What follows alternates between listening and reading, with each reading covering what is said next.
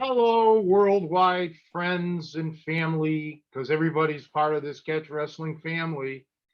And we have probably, let me put my glasses on to see how the hair is today. Okay, Joe is not the godmother today. His hair is nice. He's the godfather uh, of the family here. Joe Cardinale. Giuseppe, how are you? Hello, hello. I'm doing very well. Thanks again for noticing my hair as always. It's always appreciated.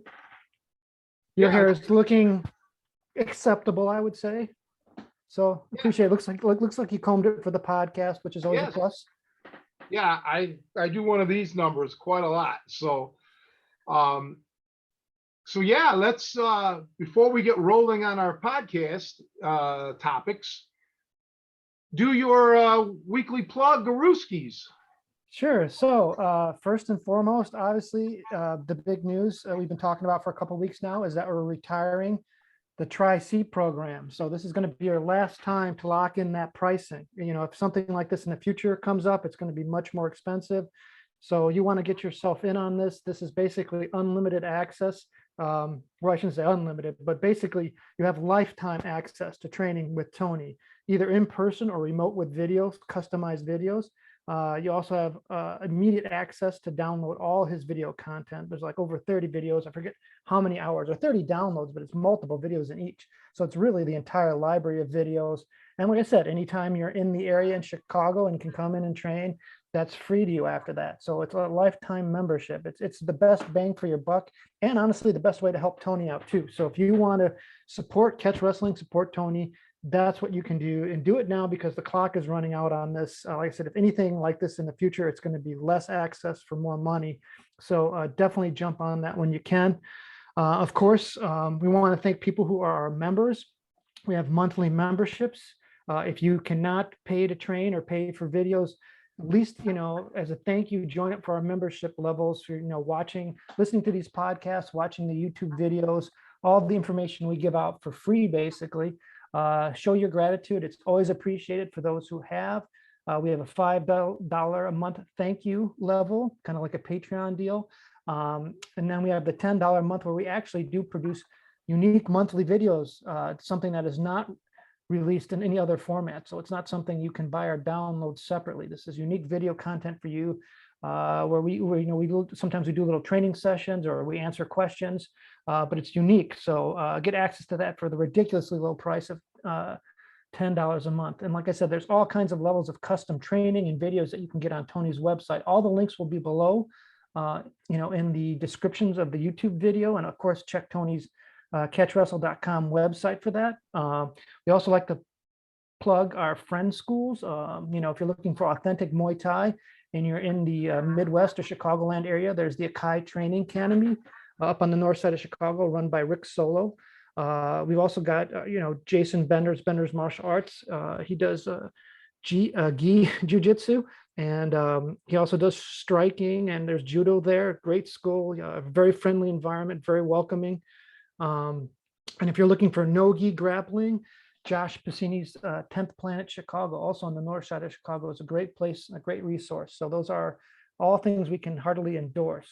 Back to you, Tony. And those are three great guys. I've only met Rick via the podcast, but I've met Jason. Obviously, I train Jason, and I've met Josh. He's come to my seminars, and in the past were actually held at his former gym. So I don't have any firsthand knowledge of Jason or Josh's new places. They So you cannot ask me how what it's like over there, but I'm sure they're terrific. But more importantly, those two guys I know personally are absolutely terrific. And Rick Solo, I've known of him, and his reputation precedes him. And I've known his reputation for 30 years or, a long, long time, very, very long time. So, and I'm still waiting. We're supposed to go to get some Thai food with this guy. Put a wrist lock on him, man, would you? Let's go. Get somebody to watch my mom, and then we're gone. So yeah, honestly, people, your instructors, your coaches, your teachers, however you want to label them, personalities go a long way. And I know Josh and Jason are just, two great people in this area. And then coming up in December, since this is our last podcast of the month of November here, because people may be watching this 2 years later after we film this, but we're going to have some exciting news coming up within the next couple of weeks. I think we'll make an announcement, but we're going to hold off because anything that involves my life seems to be quite complicated and always seems to fall through. So we're not going to say anything until when it almost live when it's happening. But on that note too, I wanted to start off this podcast by stating that I found out this morning that a legendary NFL Hall of Famer passed away, the great Curly Culp. And he played for the Kansas City Chiefs for many seasons and Houston as well. Boo to Houston because they were Cleveland's rivals, but he won a Super Bowl. And what a lot of people may not know about Curly Culp was that in 1967, while attending Arizona State University, he was our NCAA National Wrestling Champion. So you had a guy, I don't remember what his amateur record was, something like 84, 85, 86 wins, 11 losses, something like that. But he was a national champ and he won some regional championships as well. It's sad that he's gone, but a terrific athlete.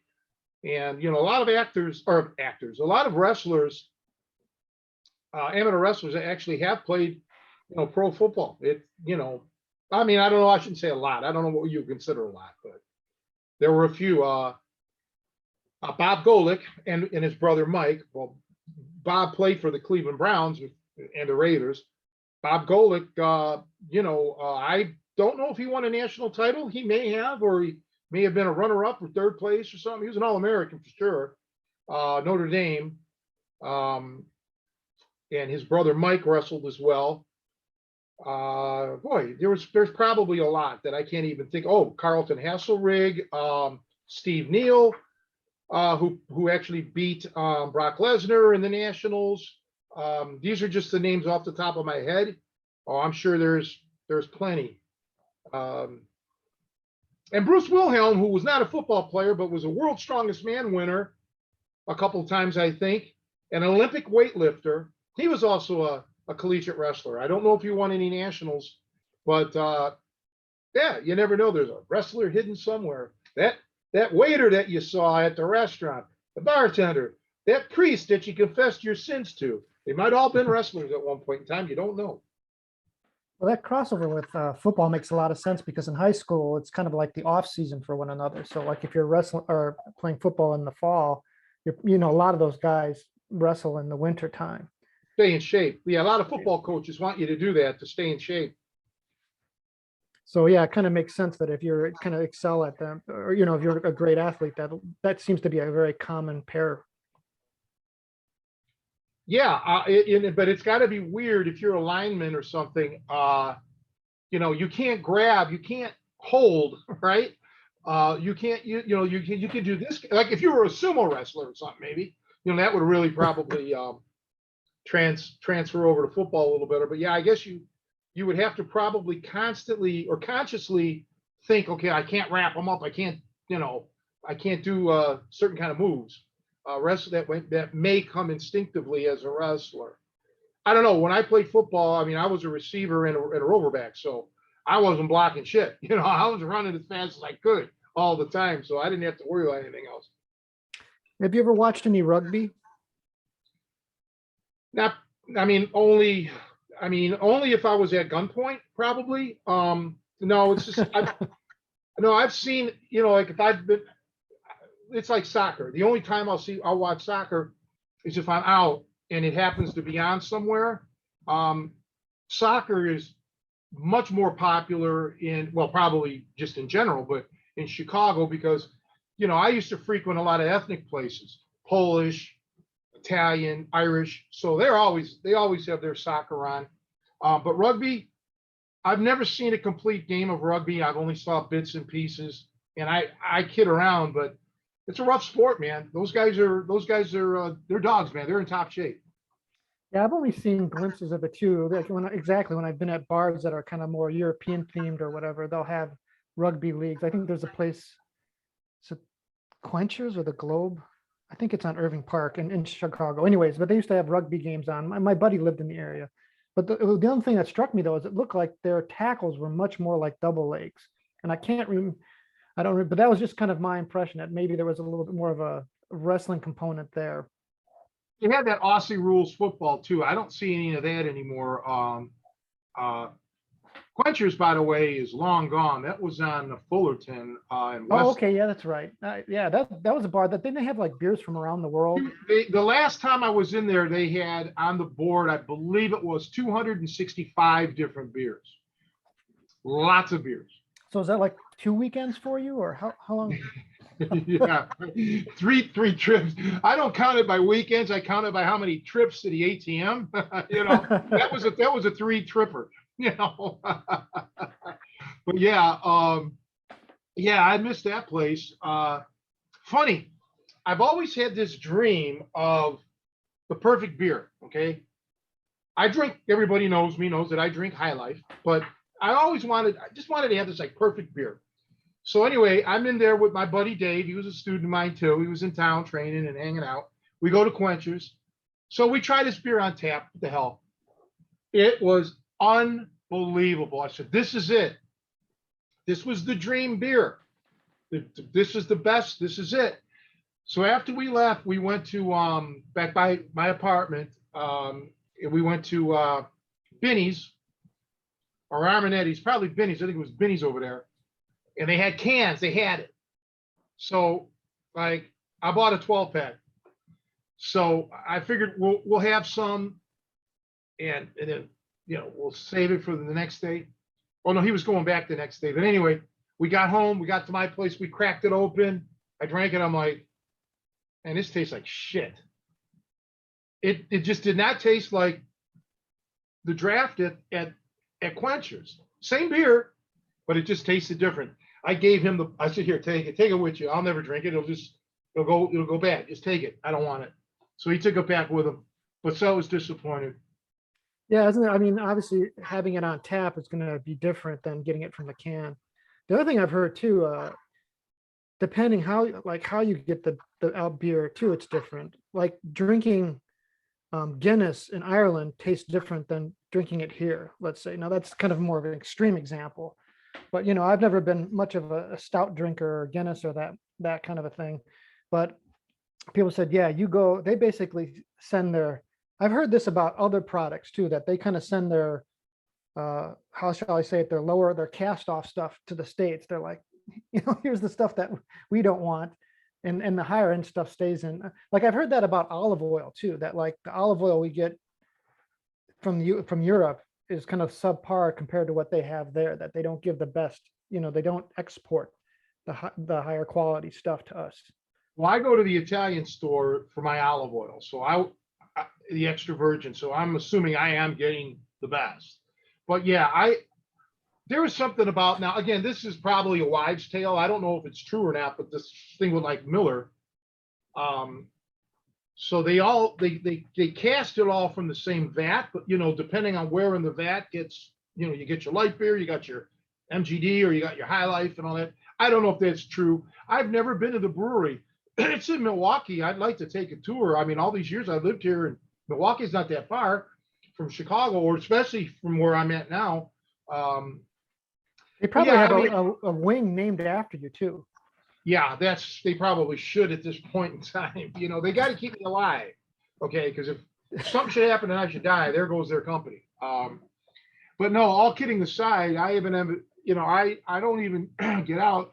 I never drink at home ever, you know, unless there's a party, you know, once a year if some group of people are here. But no, I don't even like to drink. It's not so much the drinking. I like to go out. I like to be socializing and I like to be with people. That's my thing. You know, I'm an outgoing, I'm more talkative than most. And you know, I like to go out, tell jokes, make people laugh, tell stories, and just, you know, that's my thing. That's what I like. And it's kind of funny because several times when people would come to train, they want to go out, of course. So after training, we go out and they're like, man, I learn more shit from you out of the gym. Cause you know, now I'm in a real world environment, you know, and I don't mind showing things, you know, in public. I've done that a lot, you know. So yeah, I just like the real world stuff, you know, kind of captivates me. But yeah, Quenchers was and there's another place called Delilah's, which is on Lincoln and I think Diversey. I think they had over 400 whiskeys. Okay. So I went in there several years, well, this was a long time ago when Uncle Vinny was still alive. We went in there. Uncle Vinny drinks Absolute. So, well, he passed away, but that's what he used to drink. So we knew that they would have that. So the guy goes, what do you want? I said, well, you won't have what I want. He's like, oh, we'll have it. I said, well, I want JTS Brown, Kentucky bourbon, man. That's my thing. Give me JTS Brown. He goes looking through the menu. He goes into the back. He comes back. Yeah, man, we don't have it. I said, you see, you got 400 bottles here and you don't have a JTS Brown. I said, you can't come acting like you know, like you got everything. I said, so now, because of all of that bullshit, and you made me wait so long, you're going to give me a shot on the house. I think that's the least you can do. And he did. He just said, well, all right, pick out what you want. And I had like a Maker's Mark or something, just a shot of bourbon, and we left. But yeah, it's, I could tell you stories about JTS Brown, Fast Eddie Felsen from the movie The Hustler. That's what he drank. So that's how I first heard of it when I was a kid. But yeah, Quench is a nice place. Yeah, no, and I was definitely sad because I definitely wished I had taken the time to kind of sequentially work my way through the world there. That would have been a fun kind of little project to just kind of go through. I remember when I went there, I think I tried some Vietnamese beer or something, just some random thing that I would just pick. But I think it would be kind of fun to just, yeah, just kind of, it'd be a worthwhile project just to work my way through the globe and see what things are like. I'm sure there's other places in Chicago that have that. That can't, you know, I'm sure of it. There, I would be very shocked if there wasn't a place. But that was just a really convenient location too, because that was kind of on the way home for work for me when I was in the city and working in Lincoln Park. It was like perfect, you know. yeah, I live pretty much due west of there. I mean, you know, I was on Harlem and Grand basically, and you know, Grand turns into Fullerton or it splits, you know, branches off. So it was a straight shot for me to get there. And they used to have that really, really, really, really, really, really, really great barbecue rib joint and chicken. That's gone too. I forgot the name of it. I heard that closed up. That was right by the movie theater over there.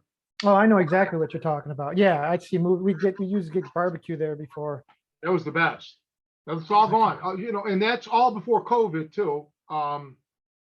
So you can't blame it on the COVID, but yeah, that area is kind of sketchy. There was a bar right across the street on Western from Quenchers. It was more like a red rough or kind of thing. I used to go in there. I used to kind of like it in there. They had a pool table. That's kind of interesting in there too. And then, you know, I would make my rounds just to see the people that I knew. I miss all that, man. I do.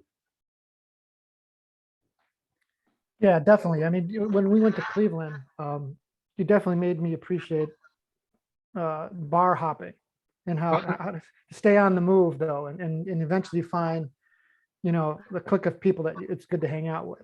You know, it kind of makes sense. Look, when we went into that place on the west side of Cleveland, now I'm not a west sider of Cleveland. It took a lot for me to go to the west side. I mean, we have like a big rivalry kind of like the north side, south side of Chicago. But look, we ended up running into that guy that knew Rod Von, all of that, had a bar. Rod Von, he knew him, and it was. So you never know, and that's the thing. And maybe I don't know if I'm unique in this way. I don't think I'm unique, but I don't know if a lot of people think like me. But one of the best ways to know a town or know an area of the town is to just be around the townies. Like when I used to travel to do seminars, a lot of times guys want to show me around, like show off the town. I said, man, the best thing you can do is find a neighborhood shot and a beer joint and just leave me there. Because man, I'll talk to people and I'll get to know people and you get their input on stuff. Maybe shoot some pool or just listen to the jukebox, watch some local sports. And I just think that's just so much fun for me, just soaking it in. Even like Cleveland, that was not really my neighborhood, but not far from my neighborhood. I actually briefly lived 1 block away from that one place, Yerman's, but it was great to touch base again, and just hear what's going on. I love it. This kind of segues into something. If you don't have another theme that I was going to maybe, I don't know if how long, this might take a while, but it was kind of an idea I had for the theme here today. And it's going to I'm just hopefully it won't come off too awkward or put you on the spot, because it's going to be kind of biographical on your part. I'm going to kind of pick your brain a little bit.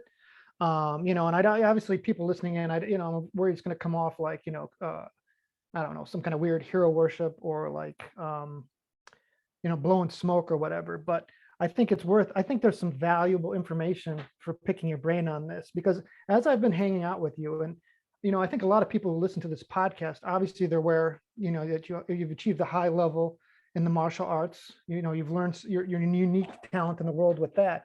And maybe people, like I said, who've been listening to the podcast are familiar that, you're really, your first love was music and being a musician. But I don't think a lot of listeners are really aware, kind of like what I would say, you've achieved kind of an elite level in several areas. I'll just kind of throw them out there. Obviously, everybody knows about your martial arts background. They may know that you're basically a professional gigging musician, in 2 instruments, drums and accordion. But people may know that you're also a nationally ranked Pac-Man player, that you've achieved high levels with Pac-Man. And kind of going back to the story where we met Fast Eddie, I got to see firsthand your level of pool playing. So Fast Eddie, for people who don't know, I mean, I think in our podcast when we came back from Cleveland, we told the story, but just to give some context, Fast Eddie is a guy who kind of, decided like halfway, like when he was about 30, he said, hey, he was bored working and making a living. He's like, I want to have some excitement. And he switched his whole life to basically being a pool hustler. I mean, and, he traveled the country, made his living. That's how he wanted to live his life. So here's a guy who, his obsession was pool, and he played it, and he complimented you on your pool playing. I watched you play him, and he was pointing out, and afterwards, and basically he kind of, he was good enough to know, he's like, oh yeah, he let me win. You were being a generous guy to him, but. Well, I opened up the first game. I ran all those balls, and then purposely missed on the 8 ball, but I ended up winning that game. But the second game, yeah, he knew I let him win. But I mean, my point being is, here's a guy who clearly knows the game of pool and it can acknowledge someone else who's at an elite level. And so to me, that's kind of an impressive thing. Very few people are elite in one thing in their life. They may have one passion, whether it's music or athletics, whatever, you name it, or they may be great at their job. But there's something there that, and this is what I'm going to try and get at, and I'm going to try and ask you to specifics, because I know ultimately you often admonish our listeners over and over again, there is no shortcut. You have to work at it. You have to put in the time and pay your dues. There's no trick to learning it. But clearly, what I'm trying to get inside is like, I want to get some details. Is that clearly you have some type of repeatable process where you find something that you care about or need to know, like in the case of self-defense, you needed to know it. And I wouldn't say in short order. I mean, you definitely take your time and work at it. You pay your dues, so it's not like you're doing any shortcuts. But I want to understand maybe like let's take pool for instance, or Pac-Man. Actually, I'd like to have you go through both. All right. Kind of talk us through. Okay, I discovered Pac-Man. I enjoy it, or and I think that later it transitioned to pool once you're able to get into these bars or whatnot. I don't know exactly, but once you find that this is something, okay, I want to be good at this. What is your routine? What is your daily routine with that activity? What is your weekly pattern? What do you find yourself doing, researching? Obviously, with Pac-Man, I don't, I guess there's some research you can do. This is pre-internet also for a lot of your activities. You like right now, there's a lot of information. If you're passionate about something, you can find all kinds of resources, but you, for a lot of these things, did not. So anyways, I guess talk us through the, maybe we can start with Pac-Man, then we can go to like pool. Because yeah, each one of those, I'd be curious to say, this is how much time, and some of these things you were doing in parallel too. Like you were training for fighting while you were doing Pac-Man. So I'd be interested to see what was your weekly routine, what was your daily routine, things like that. What was it like when Tony finds something he wants to kick its ass, and how does he do it? Well, Pac-Man is kind of like an outlier. Okay. I set the world record at Pac-Man. So if there's a moment in time, technically, that I was the best in the world at Pac-Man. The record has been beaten subsequently, but so let's separate Pac-Man. I'll get back to Pac-Man, but pool, I was never like the best pool player in the world. Okay. I was a good pool player. And I want to talk about, let's go with pool, because I technically played pool before I learned how to play Pac-Man. Obviously, Pac-Man didn't come out. I mean, when did it come out? 1980, I think it was, or 81. I won my championship, set that record in 1982. So, and I'll get to Pac-Man in a second. But the trick for me is I've learned how to learn. A lot of people don't know how to learn. And now with the internet, they're at a bigger disadvantage than an advantage. And let me explain. It's called information overload. There's just too much shit out there. Okay. Now, some of it is terrible instruction, terrible everything. But even the greats, okay, whatever your subject matter is, let's say you have all the greatest of all time showing videos and technique, it's too much. You can't learn that way. It's just too much. Okay. For me, I think it was because I learned about my body through the catch wrestling, the science of body. Okay. I didn't learn submission holds, and that's it. I learned the body mechanics, body structure, how to move. Okay. This is why I'm taking Pac-Man out of this for a second. You'll see why in a minute. These are good questions. You catch me off guard. But I know how your body's supposed to be, even from boxing. Keep your hands up, elbows in, all of this structure. And I used that to my advantage in everything I did. Like when I shot pool, same thing. There's body mechanics there. You don't want to flare your elbows out. You don't want to go wild. You want to follow through. You want everything that made me a good boxer or a good wrestler or fighter, whatever you want to call it, martial artist. Pool, you have those same elements there. Yet your stance, your footwork, your feet placement, your stance, your bridge, all of this stuff. Your bridge is like the way you keep your hands up. There's so many similarities. So I was lucky, and the same with the drums. If you ever watched videos of Buddy Rich, the greatest that ever lived, poetry in motion, elbows tight, not all over the place like Animal from the Muppets or whatever, just tight, everything, all hands, just everything was, when he's doing his crossovers like this, it's just all mechanics, so I learned by watching, I was able to duplicate, not to his level at all, okay? I mean, forget it, but I knew enough about body mechanics to watch a good pool player. Actually, let me take that back. To watch a bad pool player and see why he was bad. Oh, his elbow went all over the place, or his hands were shaking, or whatever it was, right? He wasn't lined up right, with his eyes. So then when I saw a really good pool player, I was able to watch how he moved, watched how he bent over, all of that. And then later, I started to learn the secrets of pool, position, English, speed of stroke, things like that. That really takes a lot of work and a lot of effort. And that's what separates somebody at my level from, let's say, Shane Van Boning, who's probably the best, maybe of all time, right? So they have that intrinsic thing. That being said, all of this only came about because I had a burning desire to be the best, okay? And that's all I mean, with that kind of desire, and I was lucky with Rod Vaughn and my music teachers, that I had the best coaching, the best instruction possible. But with the other stuff where I was more, I don't want to use the term self-taught, but let's say where I really didn't have instruction, like in pool, Pac-Man, a guy showed me how to play the basic patterns. I memorized them, but went on my own with that. But yeah, it's just having guidance, having the proper guidance, but having that damn burning desire where nothing else matters. And then it's time management. I was really, really excellent at fitting things in, with the time. I think the drums, I was probably a better drummer than I was an accordionist. I played with many people with the drums around the country. And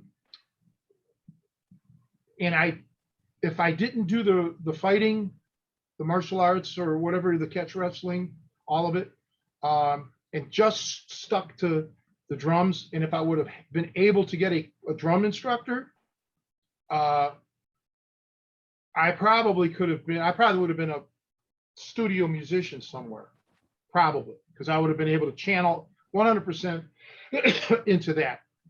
But I knew fighting was the most important thing, because without that, I wouldn't be alive. There would be no drums. There would be no anything else that would come down the line, a girlfriend, a wife,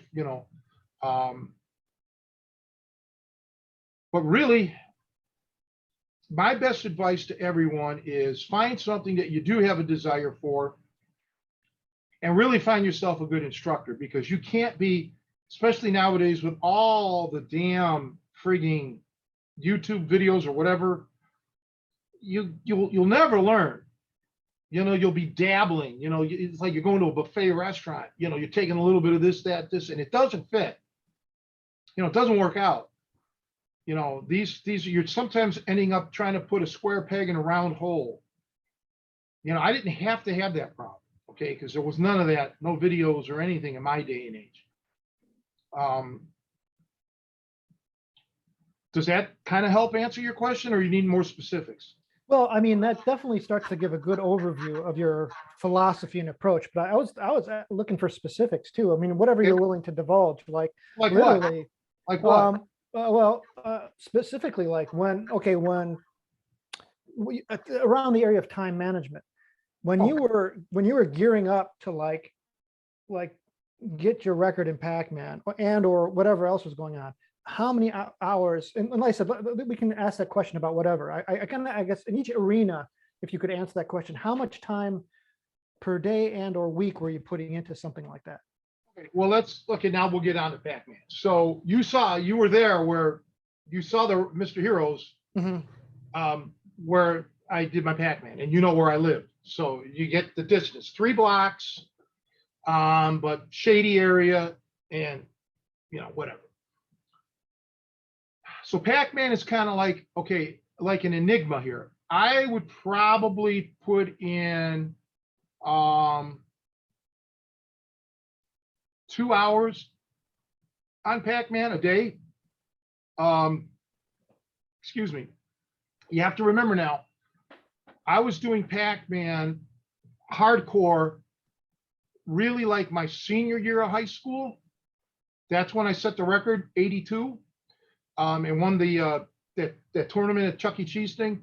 So my catch wrestling was kind of winding down already. All right, because I mean, I had learned everything, and it was just a matter of keeping things in perspective.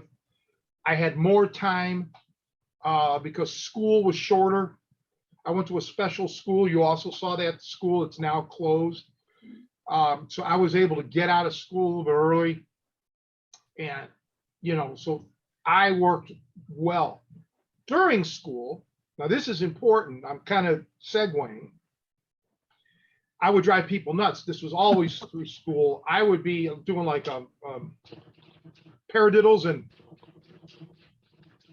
flams, just in school or on my lap. When just keeping my wrists and keeping my pedals. Now, I wasn't playing the accordion yet then.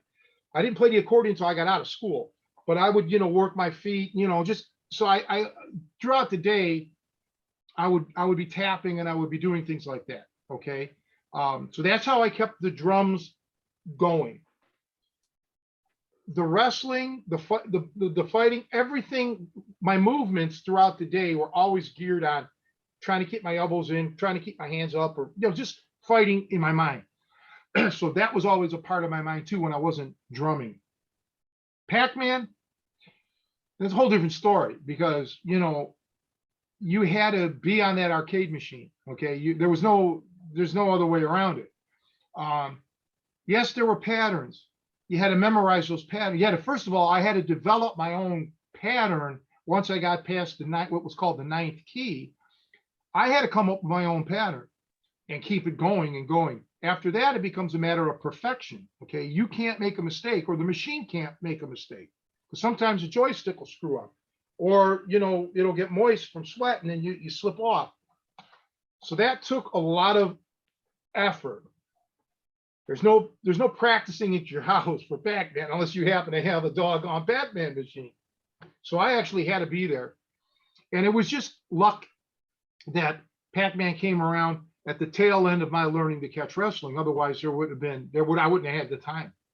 Something would have had to give, and it would have been Pac-Man. But once I got out of high school, then I had all the time in the world. I could do all of it now. I didn't have to be in school. The jobs that I did, I did some bouncing job. I did some like part-time jobs. All right. So when I got out of high school, it was a horrible time in this country. Okay. Reagan was president. There was no jobs. It was like the second biggest recession since the Great Depression. Military enrollments were high. It was hard to find work. It really was. I think it was like $5 an hour or something like that for what do you call it? Minimum wage and stuff like that. So I could play music. I could play music a couple nights a week and make 50 to 75 bucks. Okay, each gig. All right. So now, and then also I could bounce, and I could make more than $5 an hour back then doing that. So I had time. It just all worked out for me. It just should have been better. I should have probably pushed myself more, but it gave me time to really delve into the study of music. And by the time I was 21, that's when I started really studying music theory, and I wanted to be an arranger, and I did all this stuff. But yeah, the hardest part is just time management. So sometimes I would have to split things up. All right, I'll always have my wrestling and my fighting, so that's never going to go. So that was always number one priority, keeping in shape, working out, and doing all my moves and everything. But some days I would play Pac-Man. Other days I'd go out at night, shoot pool. I would flip-flop. But once I got good at Pac-Man, there was no need to practice anymore. I mean, it's all memorization. Like now I don't remember the patterns, but pool, you got to really practice. You got to keep in shape with pool, because that's a physical thing. Pac-Man is, you're just using a little joystick. It's more mental.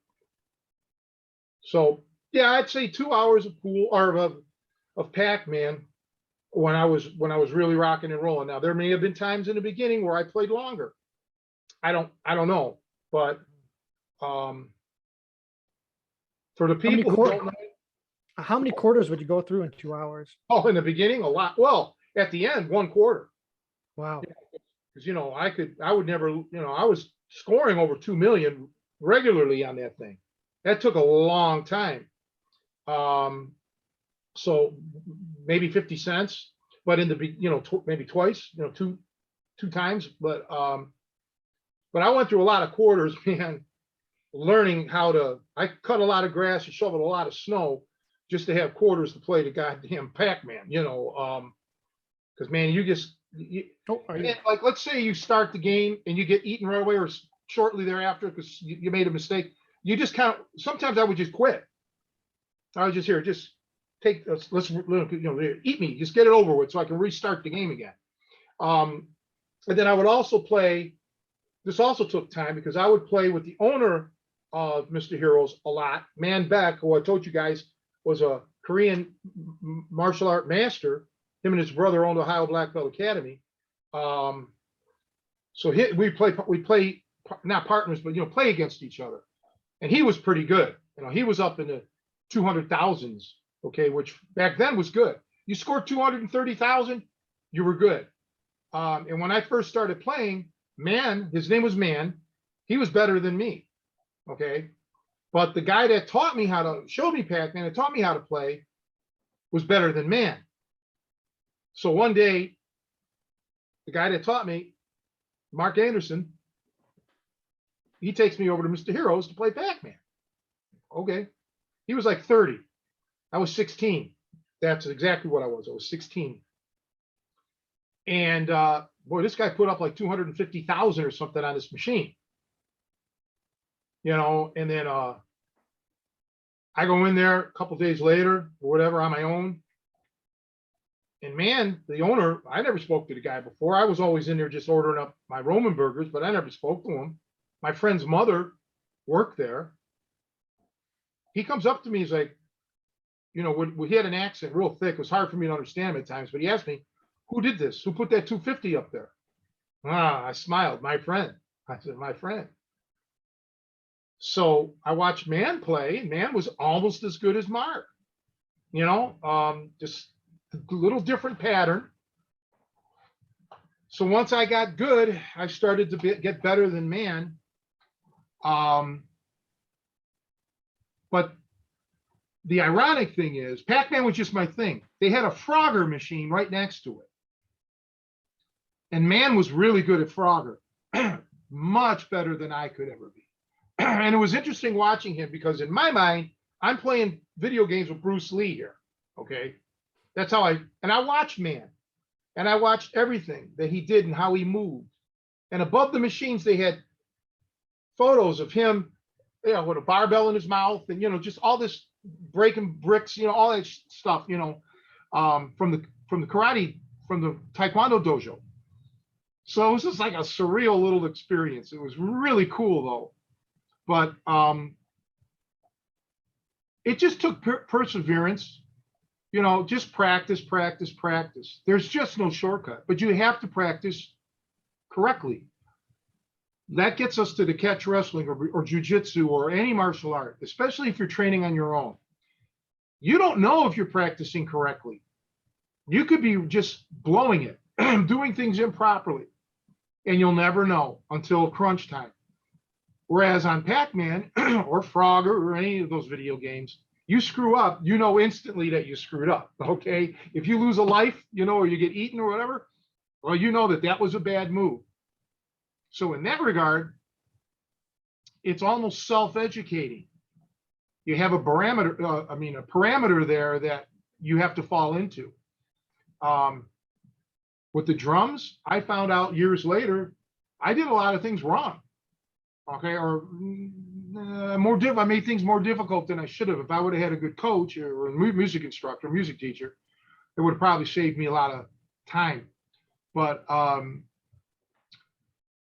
my only exposure to music outside of records was on the Tonight Show, Johnny Carson. If Buddy Rich was going to appear or Louis Bellson or some famous drummer, I'm going to tune in. I'm going to stay up late. I'm going to watch. And then the greatest thing that ever happened is when I was able to buy a VCR. And now I could record Buddy Rich. or record whoever and watch it over and over and over. And that's how I learned that's how I learned that Buddy was using finger work. Because, I couldn't really always pick it up. You got to remember here, I had a 12-inch black and white television. That was our main TV, a little 12-inch black and white. Okay.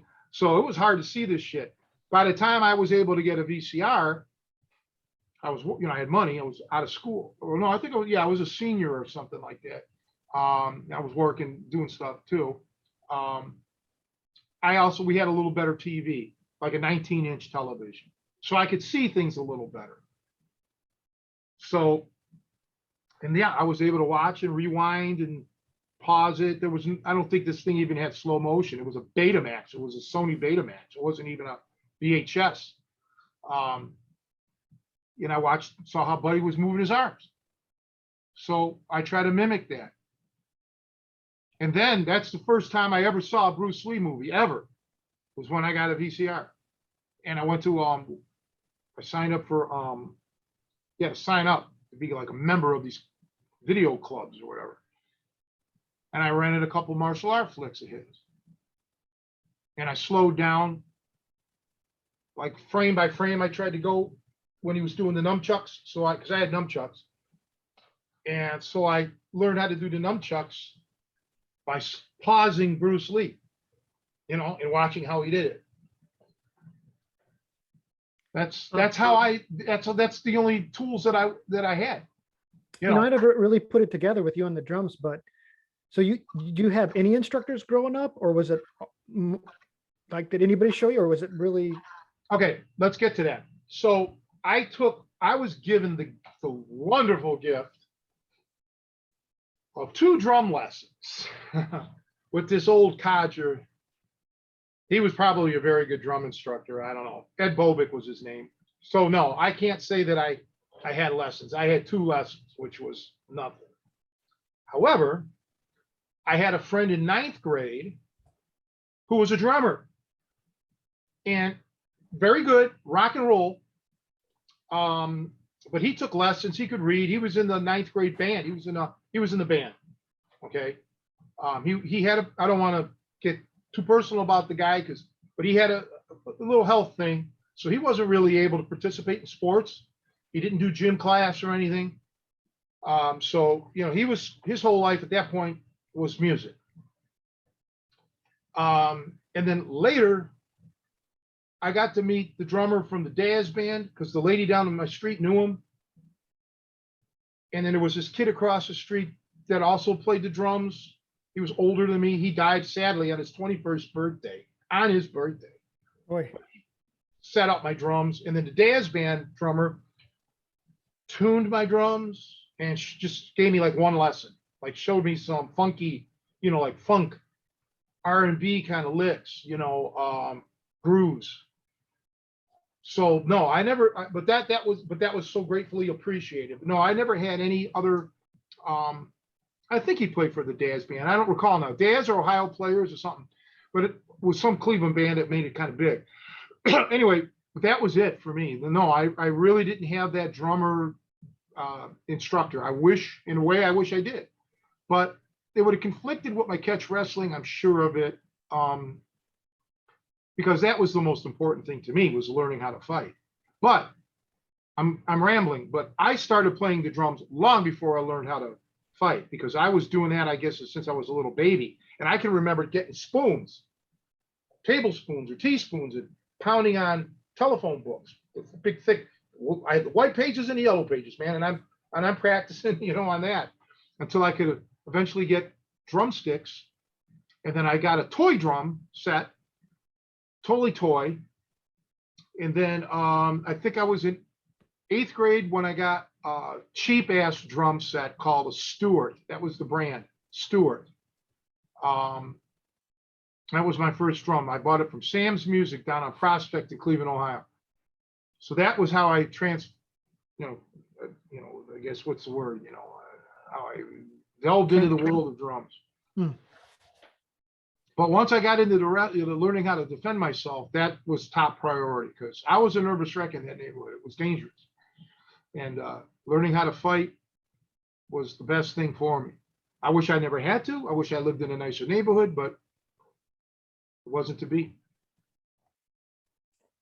So I'll kind of do a survey of all the different disciplines. So when you were really training hard with Rodvan, you'd go to his house a couple times a week, 2, 3 times a week.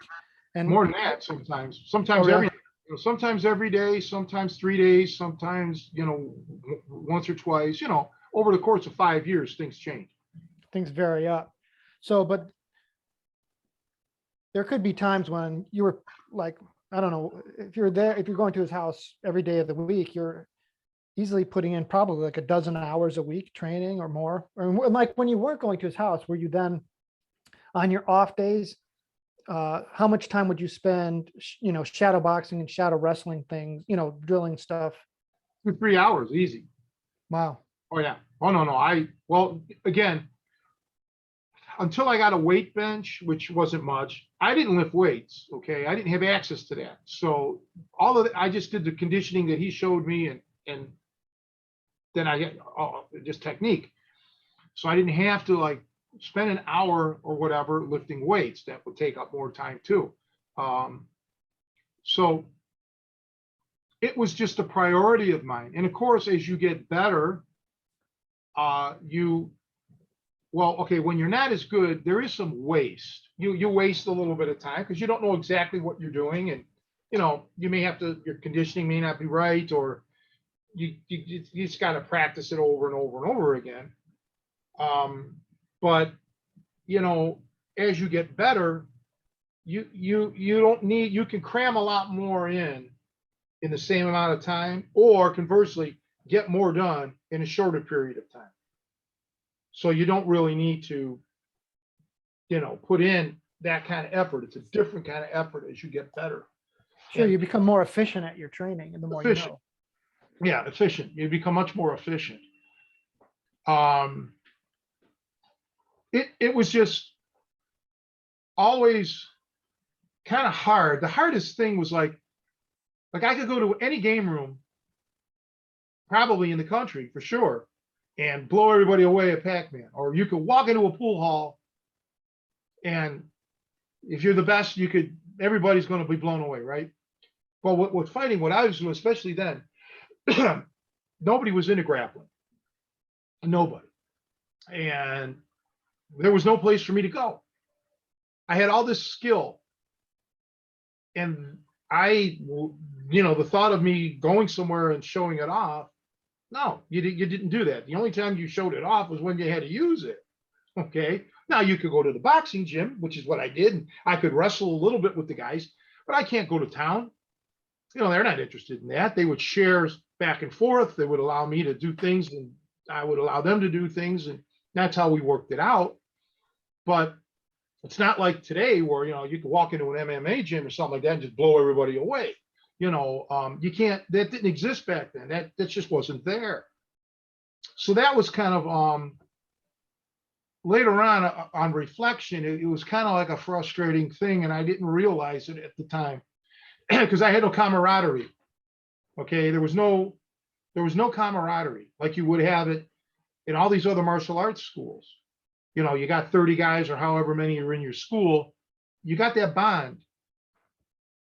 So in a way, I was almost like with the fighting, homeschool when you think about it. And it has some advantages naturally, but it has disadvantages. And part of the disadvantage was, you become antisocial. I did not have a clique of other guys, like 20 other guys that were doing this, doing the fighting like I was. So I was a loner. And then even today, even now, even on this podcast, 50 years later almost, I still don't know how to label myself. Because I was raised, in my time, boxing and wrestling was not martial arts. You were absolutely, totally, completely, and utterly not a martial artist. You were never considered one by nobody. Now, don't let any asshole rewrite history, because that's the facts. You were never considered a martial artist. Okay. Martial arts back then was some exotic Asian deal. And so, it was, and I did do some martial arts, actual legit martial arts. I didn't like coin the term, but when I would do anything, I'd box or I'd wrestle. That's what I would get called. Oh, you're a boxer. Or you're a wrestler. Kind of like it was like an insult, like, whoa, you're nothing. Really? Try me. So I never fit in. I never had a place in the martial arts world back then. Just no. You Sounds understand? like, yeah, but it sounds like your other pursuits had that social aspect to them, though. Because Oh, even yeah. with Pac-Man, you kind of had friends who would play. Because I was Yeah. trying to think about that. Is it an advantage to be isolated? Because in some ways, like they often talk about, there's the social trade-off, but a lot of times, like homeschooled kids will be far ahead academically because if the parents are conscientious, and they can tailor the education to where the kids at, as opposed to like if I've got a classroom full of 30 kids, it's inevitable that people are not going. It's going to be a little diluted because I can't focus, And so again, back to training efficiency or whatever. So, and I don't know Depends on the exactly. parents. If you got a couple of dimwits as parents, you're Well, not going to learn sure, anything. sure, but I mean, I'm assuming you have like if you have a good conscientious instructor, even if it's not like homeschooling, one-on-one instruction, whether it's like, uh, it's going to be your best bang for your buck per se. I mean, I think there's a time, like I think I'm kind of rambling all over the place too, because I do think there's an advantage for people who are fight training to be in a gym where there's multiple people that they can work off of, because in some ways, if you're just training with the one person, a lot of times you start to learn that person's tricks. You guys can anticipate each other a little bit, and that can kind of be a dangerous, like you get into Absolutely. um, But you do need a training partner. I mean, that's the thing. It makes everything much better than having to always tangle with your instructor. I'm telling you, because I'm coming from both ends.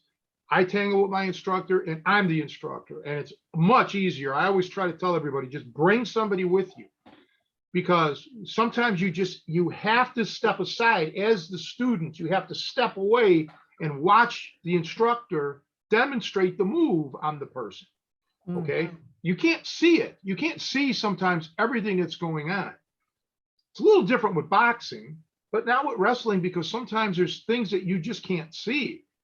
Okay. And it's tough. And just like with the personal training or the wrestling of martial arts, what people tend to forget is that you're not their only student. So if you're a successful coach, let's say you got 20 private lessons lined up, or not, you can't do that many, but let's just say you have like 10, okay? And they're an hour each or 45 minutes. That's 10 straight hours of you doing your shit. You'd be a waif. You can't do it. Okay. The first 1 or 2 hours you might be fresh, but then after that, man, it's going to take its toll. And believe me, with the submissions that we do, which are way more technical than anything else, you allow people over and over and over, day in and day out, month after month, year after year, to crank your joints like that, you're going to be in trouble, man. You're going to have lots of trouble. And believe me, I've paid the price with my joints, just for having. That's why one of the beautiful things is when you start to get advanced, you don't let these guys even tangle with you, because the chance of you getting injured is too great. And then what? Then you're out of a job, or then they're out of a coach. So you got to watch. That's why it is great to have a bunch of people. I did not have that luxury, but it would be great to have a few people that you can pick from, 5, 6, go one at a time, switch off, that kind of deal. And body structures make a big difference. Like we have Javier, who's on the shorter end. Then you had bigger guys that used to come to the gym, so we had a variety of sizes. Okay. You had the average guy like Brian Deneve, 170, 175 pounds, whatever. You had guys like me that had strength and was a little heavier. Then you had guys heavier than me, but just did maybe not have the strength. So that's good too. It's good to have a variety to pull from. But ultimately, Joe, and I tell this to everybody out there, guys who have a lot of students, that doesn't necessarily mean they're great teachers. Okay. Because we know personally, we've seen even some YouTube videos that have, millions of views and, hundreds of thousands of followers, and they're terrible. They're a complete joke.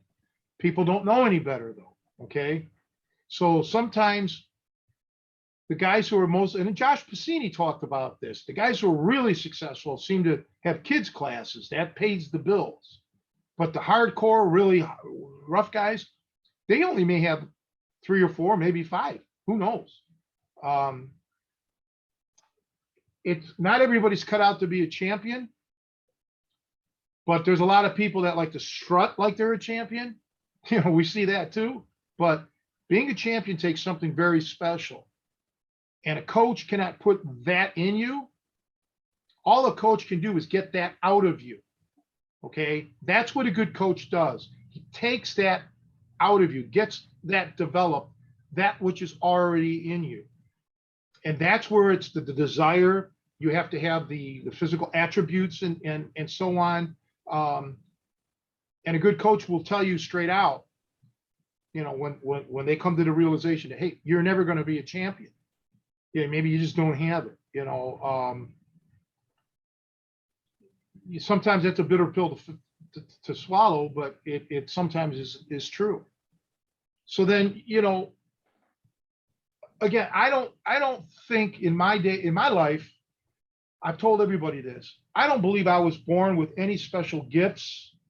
I think everything I did, I had to develop.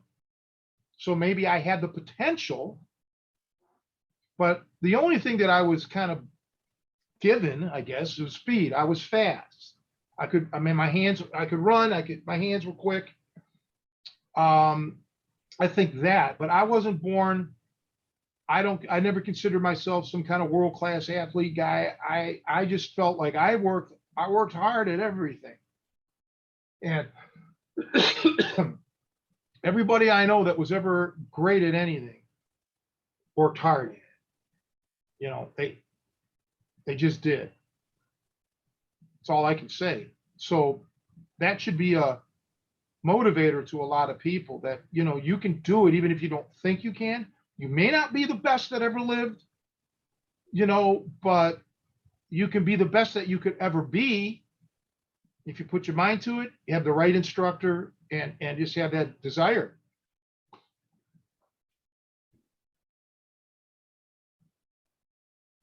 Well, cool. I think this was a really good conversation. I definitely want to pick your brain. It just kind of dawned on me at one point. I was thinking through some of our various conversations, and it would just kind of shock me to think, we didn't even touch on the fact, like your bench press is pretty, I would say, an elite level for your weight class even. And we didn't even touch on that, at least when it peaked, because how much was your max bench? Well, 480 with no shirt, they call it raw, and I weigh 220. I don't look at that as, I don't look at no, there's some very phenomenal bench pressers. And like myself, a lot of them were just drug free too. Sure, some did the drugs. That's what taints all the weightlifting things, is the use of performance enhancing drugs. Even now at my age, I'm approaching 60, and I'll occasionally see somebody on the internet or something that's maybe even older than me, and he looks from the neck down like he's 25 years old. This guy's popping testosterone, probably HGH. I mean, look at Stallone. He got caught with HGH and shit.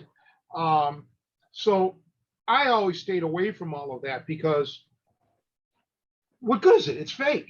You're hooked on any of these drugs for the rest of your life. If you want to keep that level of strain, it's just something. If that's what people want to do, that's their body. Go for it. It's not mine. Okay. That's just not the way that I want to be. When I saw Rodvine at his age, he didn't know what a steroid was. how strong he was at his advanced age. You know, Kevin, you knew Kevin that got killed. Look how strong that guy was. He never touched a drug in his life. You know, I mean, it can be done. I'm hoping that once again, the situation with my mother opens up, and after the little surprise that we're going to make the announcement for. So let's basically say this. After this year, 2021, so if things can change with my mother and I can get a caretaker here, starting in January, I would like to start to see if I can regain some of my strength. Not to curl 270, not to bench 480, not that high, but I would like to get back to around a 400 bench. I'd like to, you know, curling is going to be a problem, not just because my muscles are detached. There's just not, they don't have the weight at Planet Fitness. They just don't have poundages that are heavy enough for me. Okay, that's the problem. You can't make your own dumbbells. You can't make your own barbells. You know the heaviest barbell they have in there? Barbell is 60 pounds, 60. I could use that for a toothpick. I mean, what are you talking about? 60 pounds. Come on, what is this? Preschool? 60-pound barbell for what? It's insulting. Okay, nobody can get a workout with a 60-pound barbell. I mean, world-class strength, you're not going to do it. You know, so, and the heaviest dumbbell they have is 60 pounds. Okay, so for me, with the curls, a 60-pound dumbbell, no, that isn't going to cut it. I was doing high reps with 100-pound dumbbells. You know, and barbells, we could make up anything we wanted. You know, at my gym, you know, so that's going to hold me back, I think. You know, what am I going to do when I hit, you know, what can I do? But Well, you never know where you're going to land too. It could be other gyms and stuff. I mean, there's a lot in the next year. Who knows? well, we just got to keep hoping for the best. You know, so far it's been nothing but false promises, and you know, even we're not going to, but even something that you were trying to work on for me that we discussed before the podcast today fell through. It's just nothing is panning out, literally nothing. So something's going to have to change. But I will say this, I want to stay healthy. Okay, I don't need more injuries. And I don't need, you know, just the stress, because my mind is on all this negativity of being trapped, you know, in this house and taking care of her. And she, it's always something creative, something new, a new thing that's heartbreaking. It's so sad with my mom to see her like this. It's hard to be, you know, mentally strong here and focused more than anything. So,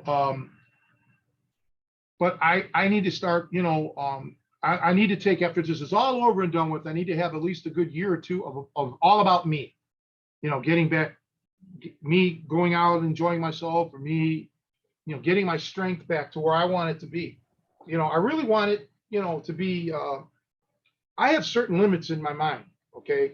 Limits that where I think an elite athlete should be. Not a 60-year-old athlete, an athlete. I don't label myself as a senior athlete. You know, when I walk into a gym, I want to be able to lift as much as anybody in there, okay? No matter how old they are. So that's a lofty thing. That's just how I am. Because one thing about fighting and self-defense, you don't get any breaks becoming older. Old people get mugged, old people get raped, old people get killed. Okay? People don't cut you slack. You know, this isn't some Pollyanna world we live in. So I've got to stay the toughest man in the world, the strongest man in the world, whatever. I got to look at that. You know, I have to look at things like that. I can't just sit there and say, well, I'm okay for a 57-year-old man. No, I can't live like that, man. I can't. And if the day comes, I don't want to live. You know, if that day comes that I'm shot, I mean, not physically shot with a gun, but you know, like I'm done, uh, it's gonna be a hard one to swallow. It's gonna be tough. I went through this with the music. Well, the music was taken away from me. Okay, I didn't do anything. It just I had that aneurysm. It was taken away from me. So I've lived through this once, and I was able to delve into, thanks to Kevin, lifting and getting all my physical strength back. But I don't know if I could go through it again. To tell you the truth, all of this is just too much. Too bad you're not over at the house right now. We could order up another pizza. That'd be great. So So- I want to, What? one of the comments on one of our podcasts, one of the people said that it should be a catchphrase for us at the end, because I think we had a guest on, like, hey, we need to go get some pasta. That's how we ended the thing. So I think we should always end with a call for Italian food. Hey, I like oil and garlic, aglio e olio, okay, or Iola for short too. Pasta Iola, pasta aglio e olio. That's what I like. Generally, don't anybody ever make me or take me for angel hair pasta. I won't eat it. Okay, I don't like angel hair pasta. I like that bucatini or bucatini, I think it's called. Can't find that anywhere. But I'll normally have like either linguine or like fettuccine. I like a little thicker, or spaghetti #5 noodles. But I personally like oil and garlic. That's my favorite. I like grilled calamari, or I had it sauteed too. I like that. And veal francese, which is the lemon. Those are some of my favorite Italian. I could eat that stuff every day. And it's been a while since I've had that. What is about? I think it's lunchtime. It sounds like. Is it? Yeah, 2 more minutes. Yeah, I got to make her lunch, and then I bought some green salsa with guacamole in it or something. I don't know. I can't. It's hard for me to shop because I can't leave her alone. So I'm quick, like in and out. So I'm going to try that, and I bought this habanero hot sauce. Uh-oh. When I was a kid, I could never do this stuff. Now I'm going to test myself. Now I can eat a little hotter stuff. So what I might do is try the guac or try the salsa, with a chip, see how it is. Maybe put a little habanero in there to make it a little kicker. And maybe I'll just have a little bit of that. My Cleveland, well, first of all, my Ohio State Buckeyes got crushed yesterday. I don't want to talk about it. Tonight, the Browns play the Ravens. And everybody that knows me knows how disgusted I am with the Baltimore Ravens. And I do not expect Cleveland to win tonight. I don't.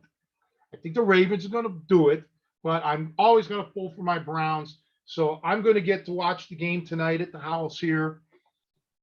And that's that. I got some stuff that I actually have to film, but I'm going to probably do that tomorrow. I told you before, I'm just not feeling good. My knees, my legs are hurting for some reason. Must be my back. But yeah. All right. Well, next week, I think you should report back on how the habanero experiment goes. Well, if you don't see me, then you'll know how it went. Exactly. Or if I'm doing a remote podcast from my bathroom, okay. I mean, come on. I don't know, man. If you do next week standing up, we'll know how it went. Yeah, right. Oh, I hope not, man. I tell you, I've had some, when I was able to still go out, there was this guy that had an Indian bar restaurant over here. I don't even know if he's still open, but he would make the curry, and it was a gradual thing. Give me more, give me more, give me more. Hotter is what I should say. Give me more, more, more. And then one time it was too much. I ate it, but it was bad for me. It was a really, really, really bad thing. And I told him about it. So you're going to have to back it down a notch or two, because it was just a little bit too much. By no means am I one of these world's eating champions. I can't eat that kind of hot stuff. All right. But I've noticed that every time I go to buy the hot sauce, it really wasn't hot. It just wasn't.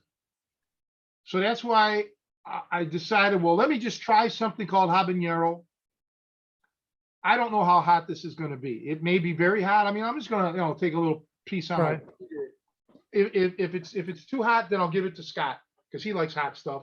Other than that,